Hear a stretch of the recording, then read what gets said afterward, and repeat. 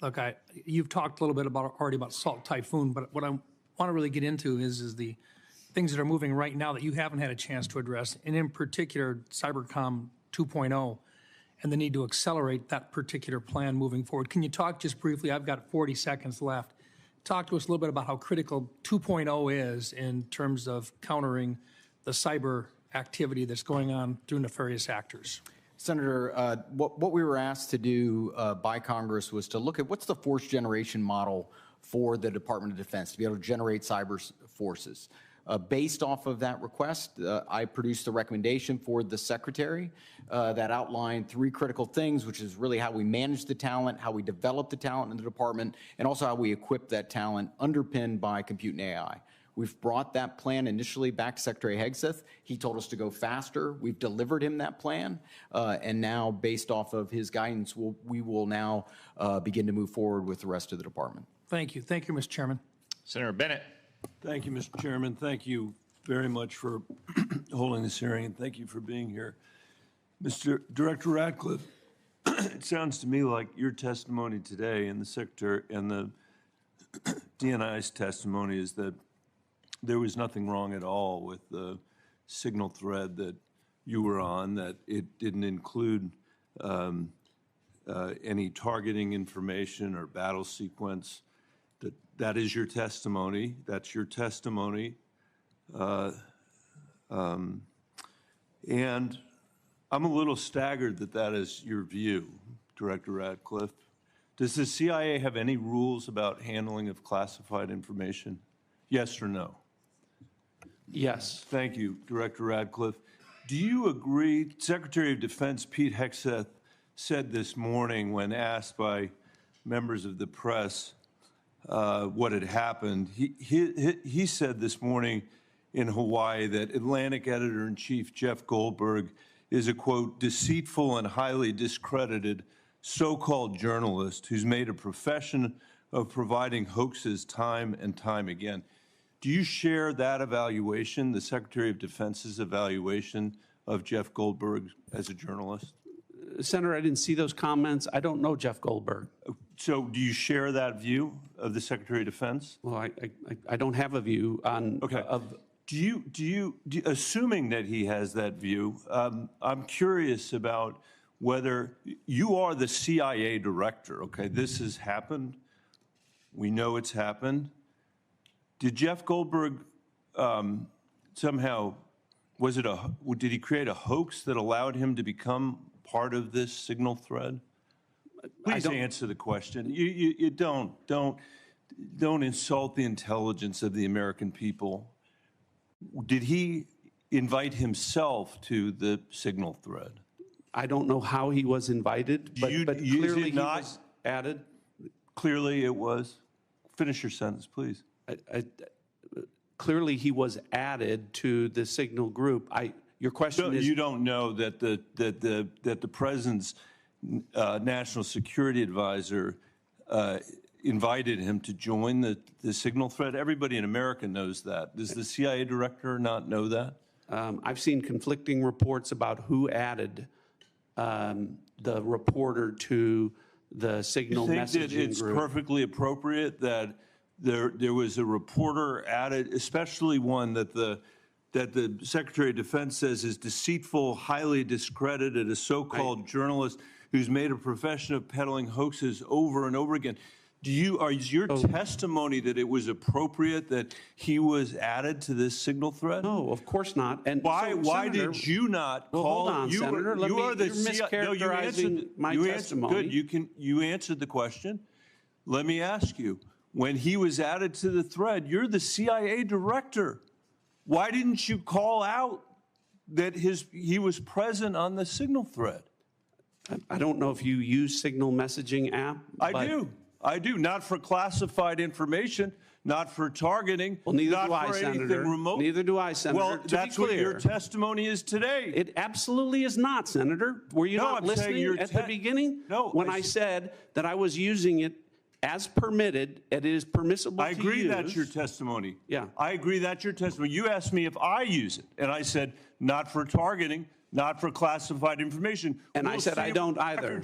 I also know Jeff Goldberg. I don't use it to communicate with him, but you thought it was appropriate. By the way, I think he's one of the more outstanding journalists in America, but I'm shocked to find him on a thread that he's reading in the parking lot of a grocery store in Washington, D.C., and your testimony as the director of the CIA is that it's totally appropriate. No. Is it appropriate that the president? That is not what I.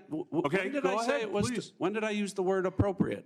Well, go ahead, please. Well, I didn't. That everybody in America. So clearly, there's nothing to Senator, see here is what your testimony is. No, I never said that. This is just a normal day at the CIA where we chat about this kind of stuff over Signal. In fact, it's so normal that the last administration left it here for us. That's your testimony today. That's your testimony. No, that's Senator. not my testimony. That's what you said. I didn't say any of those things that you just related, Senator. I heard you say it. We'll let the American people decide. Let me ask you one final point. I'm out of time. It. Well, are you going to give me a chance? Is it appropriate? Did you know that the president's Middle East advisor was in Moscow on this thread while you were, as director of the CIA, participating in this thread? Were you aware of that? Are you aware of that today? I'm not aware of that today. This sloppiness, this incompetence, this disrespect for our intelligence agencies and the personnel who work for them is entirely unacceptable. It's an embarrassment. Senator? You need to do better. You need to do better. Thank you. I'm being gavelled by the chairman, and I apologize for going over my time. Senator Young. Thank you all for being here. I'll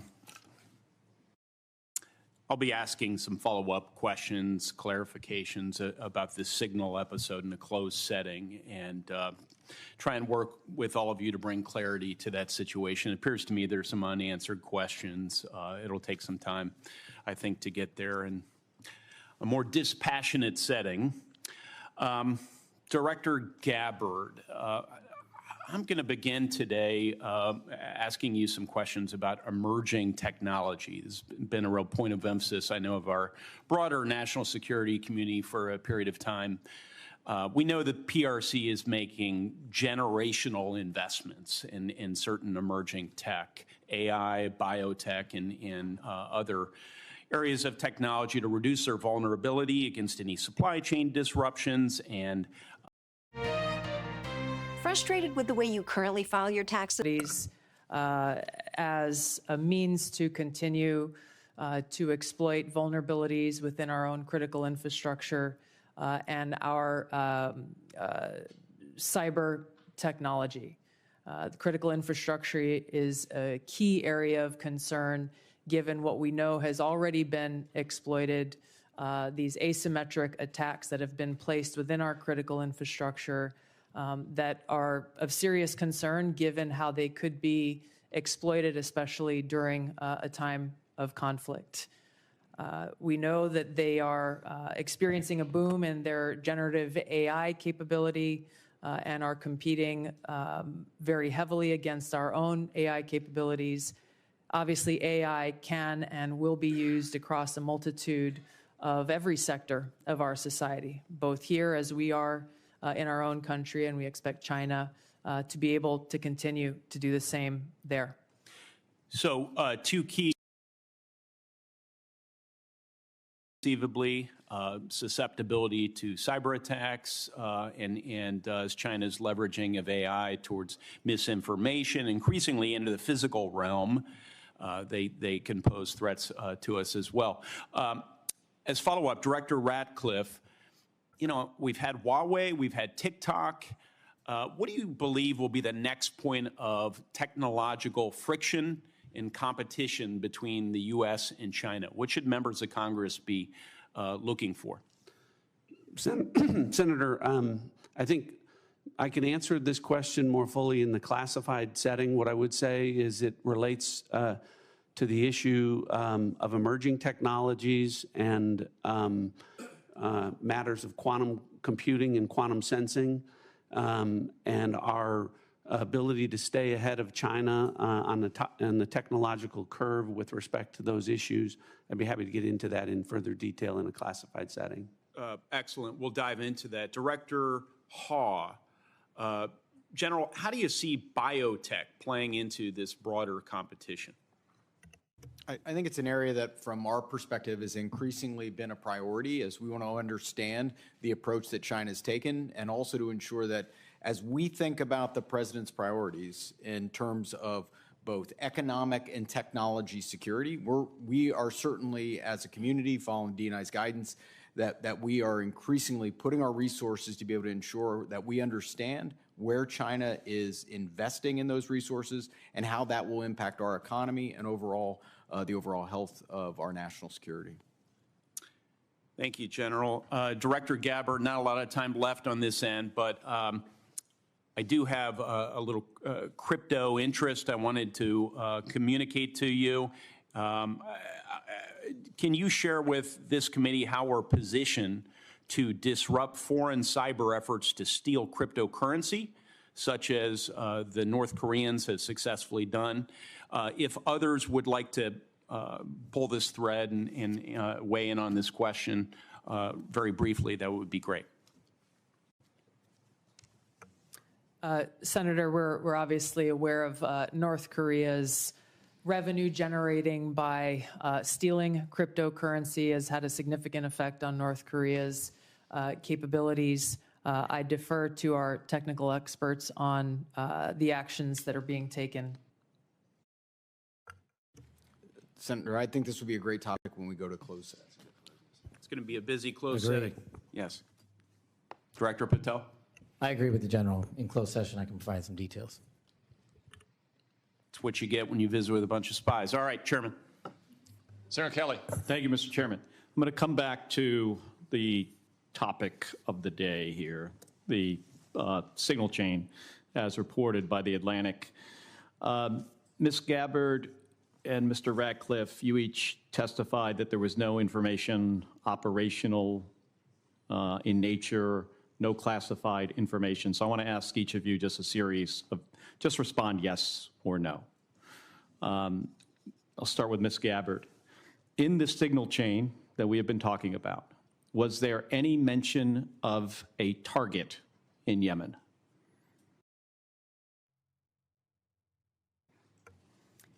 I don't remember mention of specific targets. Any generic target?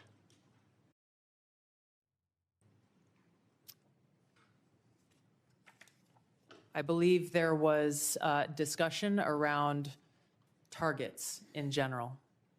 Mr. Ratcliffe. I think that's consistent with my recollection. Again, I don't have access to that. Was there any mention, Ms. Gabbard, of a weapon or weapons system? I don't recall specific weapons systems being named. I'm not talking about specific, any weapon or weapons system. I don't recall specific names of systems or weapons being used or named within the Well, I'm not asking whether, I don't want you to tell me what the specific weapon was, but any weapon at all. Mr. Ratcliffe, same question. I don't recall. How about anything about timing? Ms. Gabbard. I don't recall specific timing. Was there any mention? I won't get into the detail of the conversation, but obviously there was a significant amount of planning and internal discussions that had occurred prior to and outside of this signal chat.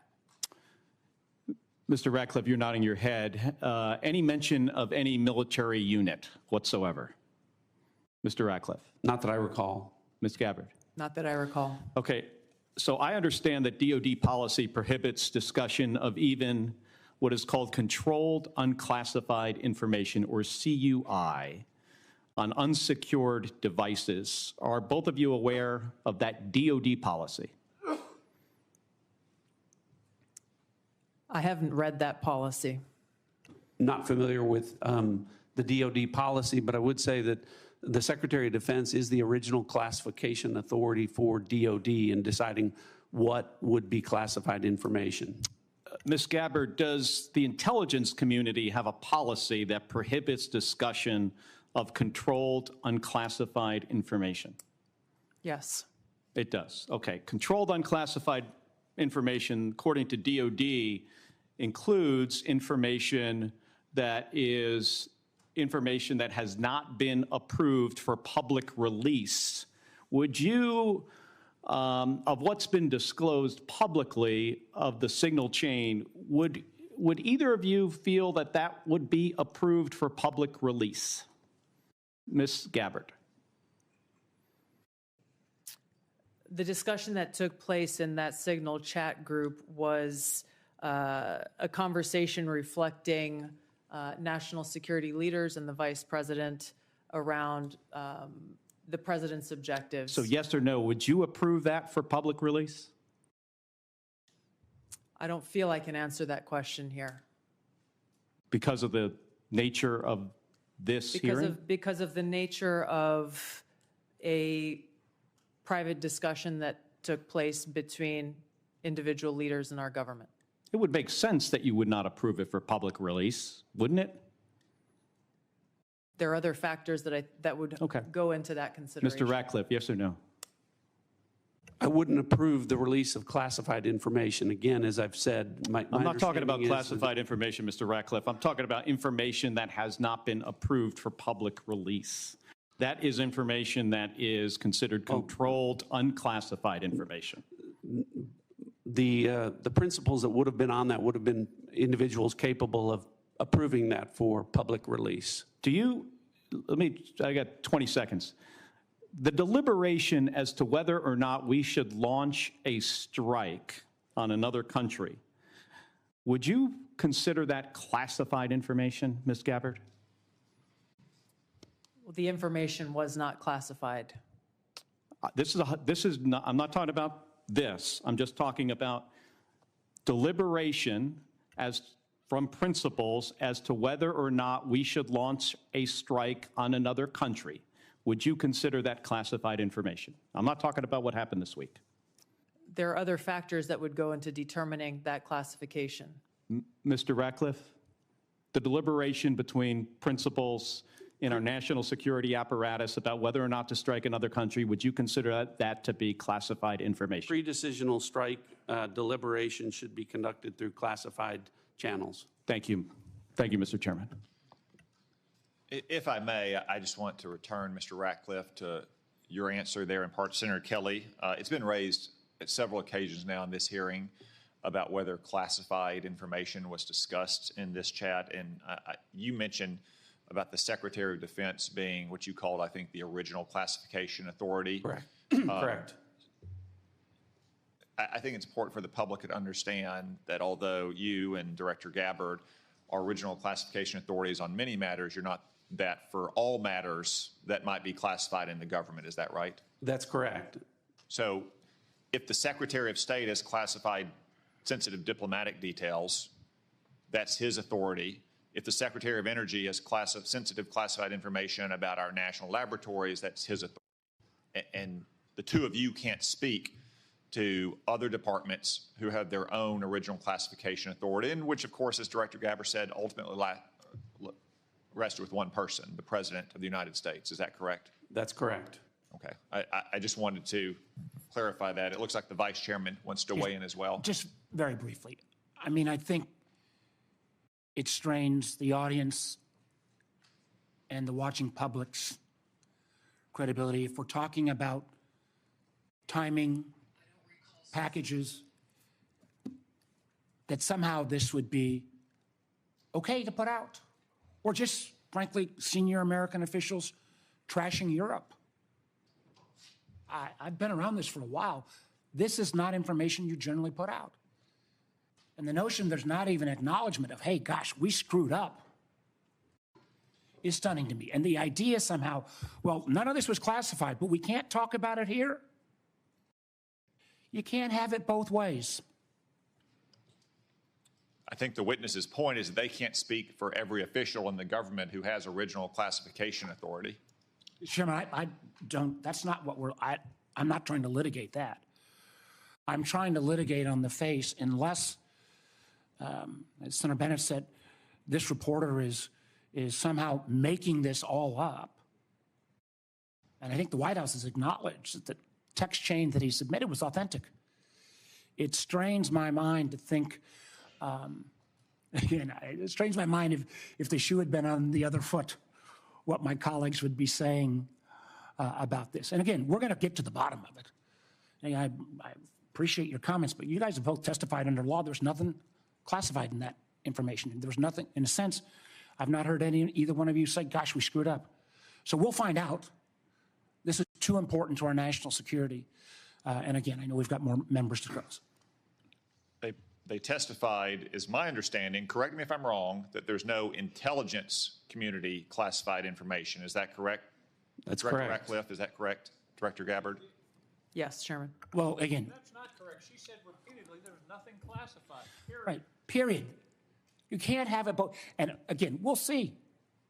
I cannot believe this is not going to come out. And if it's not classified, again, we'd ask you to give it to the public today.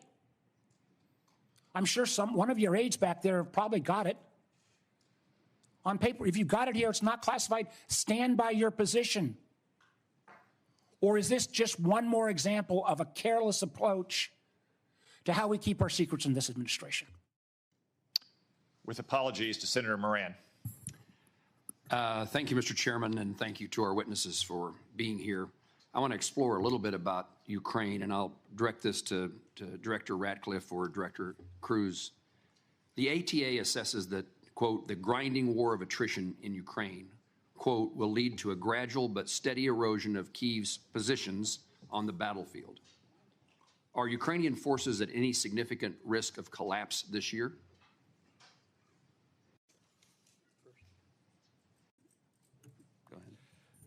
Before I turn it over to Director Ratcliffe, I think both sides are working through the equipment that they need, the industrial base they need to support that, and the personnel that are required to man all of that equipment and man the front lines.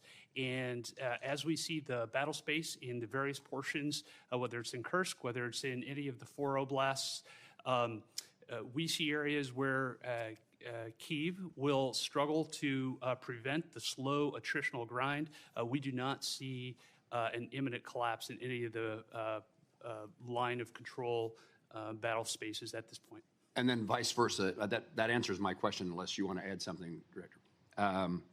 Whatever advantages in manpower and material they have, can Russia maintain its operational tempo without significant changes to how it's conducting the war? I think our assessment from a military perspective is that Russia has the ability to sustain its campaign longer than Kyiv would. Now, when that timeline hits, we do not have an assessment of, but I believe that if this were to go on for more than the remainder of this year, both sides would have a significant challenge maintaining their defense industrial base as well as their operational ops tempo. Longer than this year? That is correct, and they will each have difficulty at various points throughout the spring, summer, and fall as well. Thank you. Director Ratcliffe, ATA says continuing the Russia-Ukraine war perpetuates strategic risk to the United States of unintended escalation to large-scale war and heightened insecurity among NATO allies. What are the strategic risks to the United States if Russia were to achieve its maximalist objectives via peace agreement? Achieve via peace agreement? Yes. Well, I think that clearly the negotiations that are going on reflect that President Trump is seeking a cessation of the war on terms that will end the war permanently. From an intelligence community standpoint, and specifically with regard to CIA assets, we've taken steps to support that, the president's goal of an enduring peace. To General Cruz's comments, I agree with his assessment and generally the public assessment that Russia has the battlefield advantage, is grinding forward slowly. I want to comment on that, however, to say that with regard to the Ukrainian resistance, the Ukrainian people and the Ukrainian military have been underestimated for a period of several years now. And ultimately, I'm convinced from my reflections in observing from an intelligence standpoint that they will fight with their bare hands if they have to, if they don't have terms that are acceptable to an enduring peace.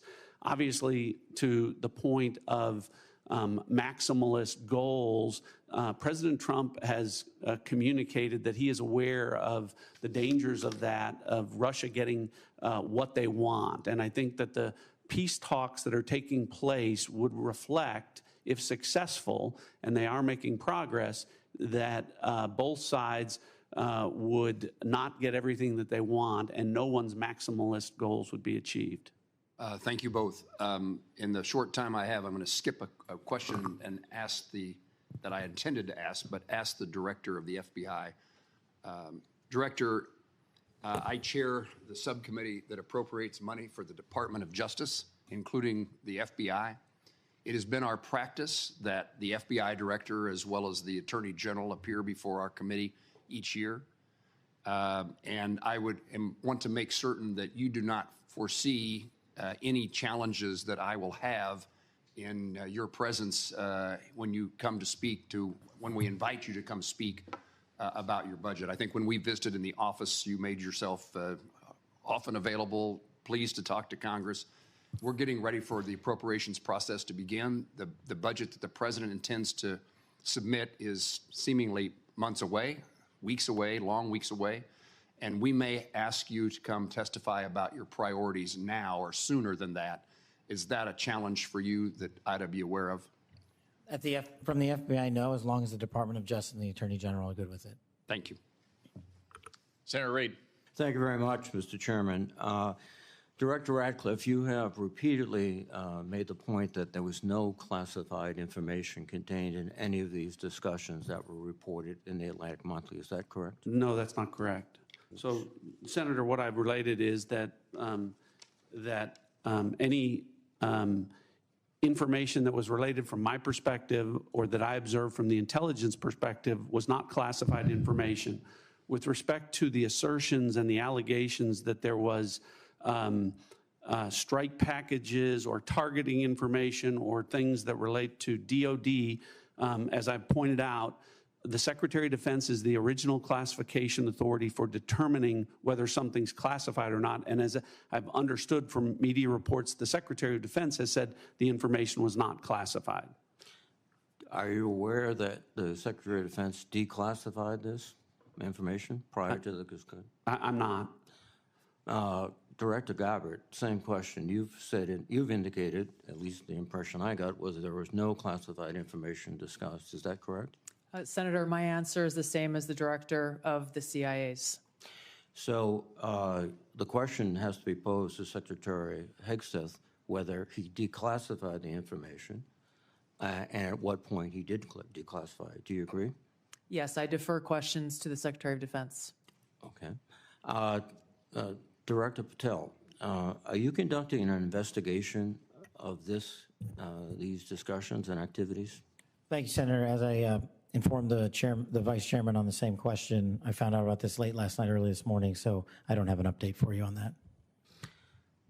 Well, thank you. When you get an update, we'd appreciate it very much. Yes, sir. Director Gabbard, were you overseas during any parts of these discussions? Yes, Senator, I was. Were you using your private phone or a public phone for the signal discussions? I won't speak to this because it's under review by the National Security Council. Once that review is complete, I'm sure we'll share the results with the committee. What is under review? It's a very simple question. Are you your private phone or an officially issued phone? What could be under review? National Security Council is reviewing all aspects of how this came to be, how the journalist was inadvertently added to the group chat, and what occurred within that chat across the board. But so you were not going to disclose anything about whether you use the phone. Director Ratcliffe, there's been indication that the CIA has warned recently retired personnel about the vulnerabilities of Signal and other encrypted messaging applications. If that's the case, why were you discussing these issues on Signal? Senator, Signal use, as I've said repeatedly, is permissible for work purposes. I've never said that end-to-end encryption apps like Signal are a substitute for classified systems. And I was not discussing classified information in this setting. But as you've indicated previously, perhaps the Secretary of Defense was discussing classified information, and only he can be held accountable in terms of whether it was classified or declassified at the point when he spoke. Is that accurate? Well, I didn't say it that way. I said the Secretary of Defense is the original classification authority, and my understanding is that his comments are that any information that he shared was not classified. But you have no way to verify that? I don't. Again, this is a very troubling example and a great lapse in our intelligence and our discussion. One further point, if you are not aware of any classified information on the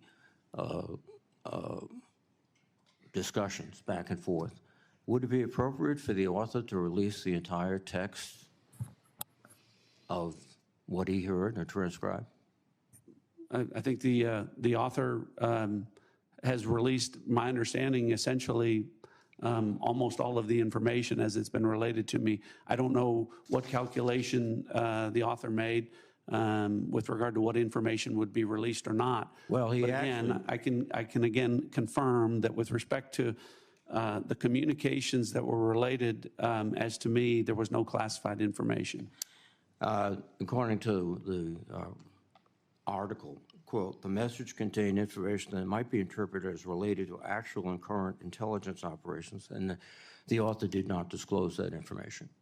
So the question would be, if he disclosed everything he heard, in your view. That wouldn't be classified information. I know the context of what that is, and I think the author said might be interpreted as related to intelligence information. It was not classified information. So it goes back to my point. If he released all this information he did not release, he could do so without any liability at the federal level.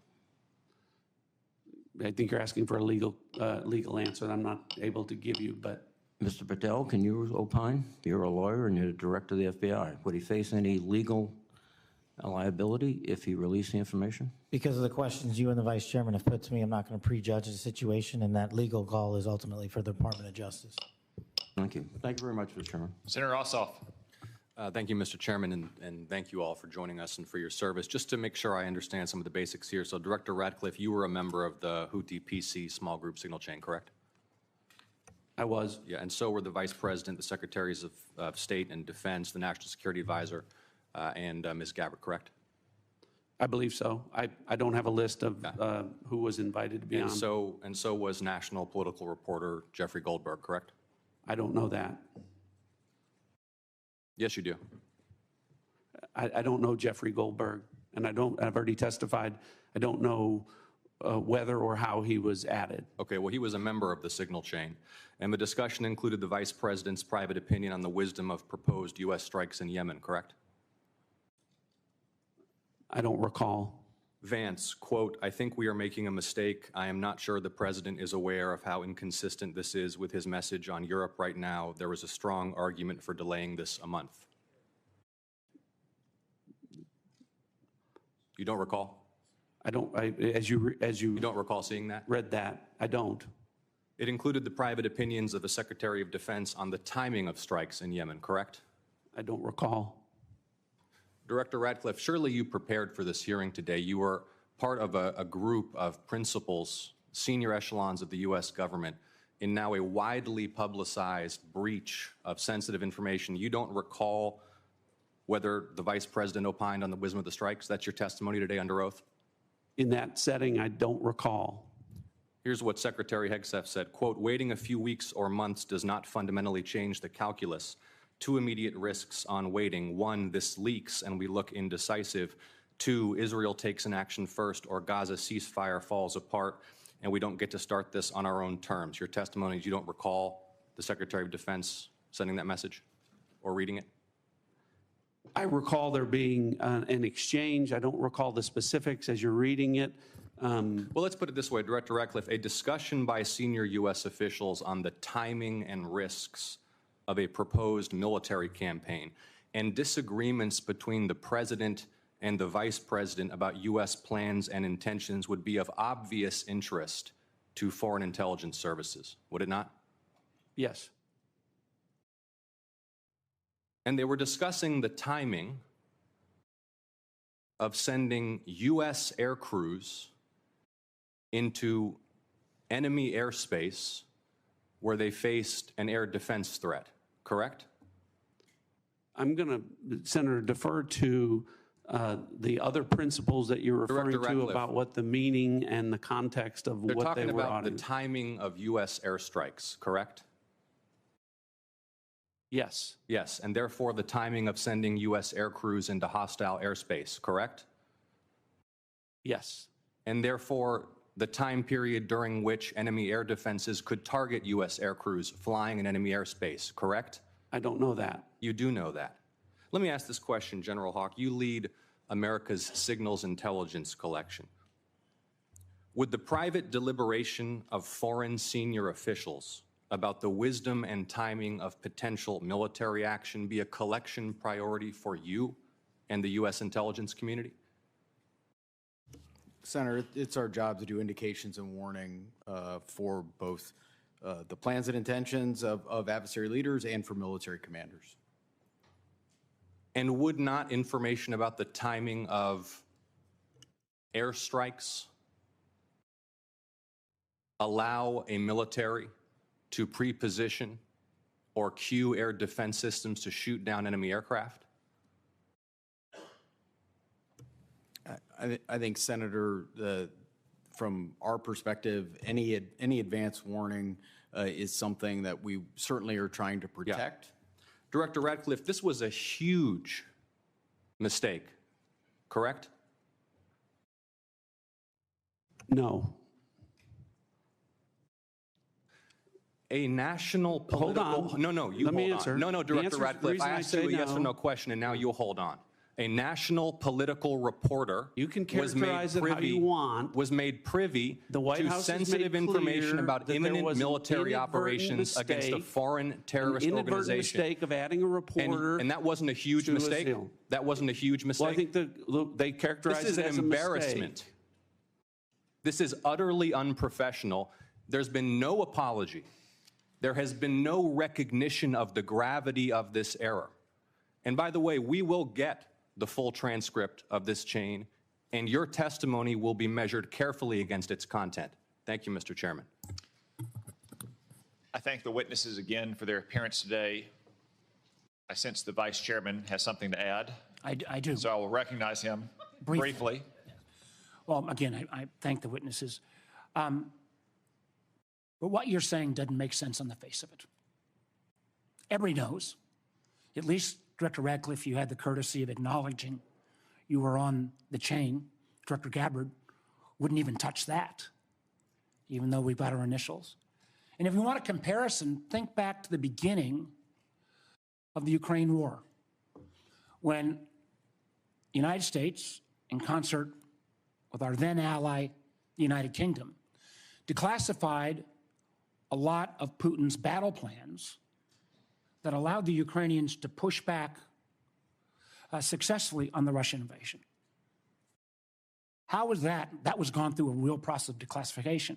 As Senator Ossoff so clearly made the point, this information out, potentially where our adversary could reposition its defenses, in the unwillingness of the individuals on this panel who are on the chat to even apologize for acknowledging what a colossal screw up this is, speaks volumes. Thank you to our witnesses for your appearance. A few administrative matters. As I mentioned earlier, Senator At the other head of the table, Did we really get any headlines out of this meeting? No, but definitely a lot of love for President Donald Trump. Let's bring in our Capitol Hill correspondent, Jay O'Brien, also our senior White House correspondent, Selena Wang. Selena, I'll start with you. I mean, there were a few secretaries that mentioned a few things that were cut and some things that they're looking on and touting maybe some numbers that are up and prices that are down. But really, what are the takeaways for you? Well, Kira, I think the dynamic in that room was fascinating. You had the cabinet level secretaries all heaping praise on Elon Musk, and one of the secretaries even criticizing the media, saying that something they've gotten wrong is this potential tension between those cabinet secretaries and Musk, saying that we get along very well. Now, this comes after a few weeks ago, we had reported on a cabinet level meeting where Musk was present, and we were told from sources that there was some tension and heated moments in that room, especially between Secretary of State Marco Rubio and Elon Musk, with sources telling us that Musk was accusing him of not being aggressive enough with his cost cutting. We're also told that in that last meeting, President Trump stepped in and he said that these cabinet secretaries lead their agencies, not Elon Musk, that he's just there for recommendations, but they call the shots when it comes to those hiring and firing decisions. So very much today, though, those cabinet secretaries publicly heaping praise on Elon Musk, saying they are on the same page about those cost cuts. Another notable moment, though, Kira, was when President Trump said he acknowledged that it's, quote, not popular to make cuts and conceded, quote, I have no idea how it plays out in the public. Then he concluded it has to be done. This comes, of course, as we've been reporting on some of those tense town halls. Not because of the CHIPS Act, which was a disaster. You gave billions of dollars to companies that already have many billions of dollars. They said, thank you very much. It was no incentive for them to use it. But what is good is the tariffs will make it so that they want to come back. That's why they're coming back. I think they're coming back because of the election that took place on November 5th and because of the fact that they have to come back because the tariffs are forcing them to come back. And remember, there are no tariffs if you build here, and that's a big factor. So we have record numbers. Howard was just telling me the numbers that we're talking about are crazy, beyond anybody's wildest expectation. So they'll be doing a lot of building, all sorts of businesses, including the basics.